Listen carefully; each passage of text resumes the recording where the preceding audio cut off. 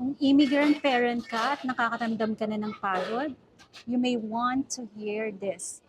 Kabayan, alam ko yung pakiramdam na ginagawa mo ang lahat para sa iyong pamilya.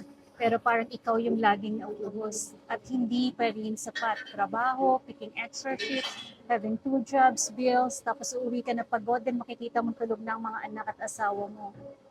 Ako si Glenda, isang proud Filipina immigrant from Alberta, Canada. Dati rin akong empleyado, exhausted, kulang sa oras at madalas napapaisip if worth it ba ang ginibab ko sa Pinas. Akala ko noon ganito lang talaga ang buhay. Pero si Lord may iba, plano pala siya. Isang araw nakita ko itong online business na to sa social media.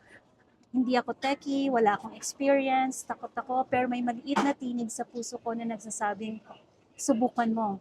Dahil sa isang yes, nakapag-retire ako sa age na 43, full-time stay-home mom na ako, at kumikita habang kasama ang pamilya. Hindi ko na kailangan pumili sa pagitan ng kita at oras para sa mahal ko sa buhay. Hindi mo kailangan maging expert kabayan dahil may step-by-step training na provided and meron kang mentor na tutulong sa'yo. May community tayo na founded with integrity and very supportive. Hindi mo kailangan mangulit ng family and friends mo para i-offer ang business mo at meron tayong unique business model na no selling involved at automated ang system. Kaya kahit nasaan ka, kahit gaano ka man ka-busy, kaya mo itong gawin kasi everything is online. Kung ramdam mo sa puso mo na gusto mo na ng pagbabago, baka ito na yung sign na matagal mo na ipinagdarasal.